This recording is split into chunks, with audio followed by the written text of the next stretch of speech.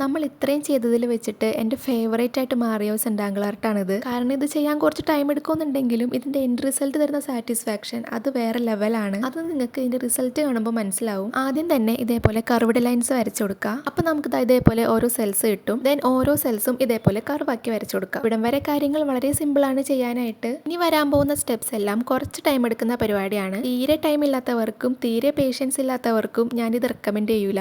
കാരണം ഇത് കുറച്ച് ടൈം എടുക്കുന്ന പരിപാടിയാണ്. നമ്മുടെ ക്ഷമയെ പരീക്ഷിക്കുന്നൊരു പരിപാടിയും കൂടിയാണ്. ഇനി അതല്ല, നിങ്ങൾക്ക് ഇങ്ങനത്തെ ആർട്സ് ഒക്കെ ചെയ്യാൻ ഇഷ്ടമാണ്, നിങ്ങളുടെ പേഷ്യൻസ് ലെവലിൽ നിങ്ങൾക്ക് ഇമ്പ്രൂവ് ചെയ്യണമെന്ന് ആഗ്രഹം ഉണ്ടെങ്കിൽ നിങ്ങൾ എന്തായാലും ഈ ആർട്ട് ട്രൈ ചെയ്ത് നോക്കണം. കാരണം കുറച്ച് കഷ്ടപ്പെട്ടാലും ഇതിൻ്റെ എൻഡ് റിസൾട്ട് കാണുമ്പോൾ നിങ്ങൾ ഒരുപാട് സാറ്റിസ്ഫൈഡ് ആവും. ഈ ബാക്ക് ടു സെൻറ്റാങ്കിൾ ആർട്ട് വരാം. നമ്മൾ നേരത്തെ കർവാക്കി വരച്ചു കൊടുത്ത സെൽസ് ഇല്ലേ, ആ സെൽസിലെല്ലാം നിങ്ങൾക്ക് ഇഷ്ടപ്പെട്ട കളേഴ്സ് അടിച്ചു കൊടുക്കുക. ഓരോ സെൽസിൻ്റെ സെൻറ്ററിലും ഇതേപോലെ ചെറിയ സ്ക്വയർ ഷേപ്പ് വരയ്ക്കുക. എന്നിട്ട് അതിൽ ബ്ലാക്ക് ഫിൽ ചെയ്ത് കൊടുക്കുക. എന്നിട്ട് അതിന് ചുറ്റും ഈ കാണുന്ന പോലെ ചെറിയ ചെറിയ ലൈൻസ് വരച്ചു കൊടുക്കുക. ലാസ്റ്റ് വൈറ്റ് ജെൽ പെൻ വെച്ചിട്ട് ഇതേപോലെ ഹൈലൈറ്റും കൂടി ചെയ്ത് കൊടുക്കുക. കുറച്ച് ടൈം കൂടുതലെടുത്താൽ എന്താ, സാധനം പുറത്തല്ലേ. എനിക്കിത് ഭയങ്കരമായിട്ട് ഇഷ്ടപ്പെട്ടു കേട്ടോ. അപ്പോൾ ഇത് ട്രൈ ചെയ്യണമെന്ന് ആഗ്രഹമുള്ളവർ ഉറപ്പായിട്ടും ട്രൈ ചെയ്ത് നോക്കുക. അപ്പോൾ ഇഷ്ടപ്പെട്ട ലൈക്ക് ചെയ്യുക, ഷെയർ ചെയ്യുക, സബ്സ്ക്രൈബ് ചെയ്യുക. ബൈ.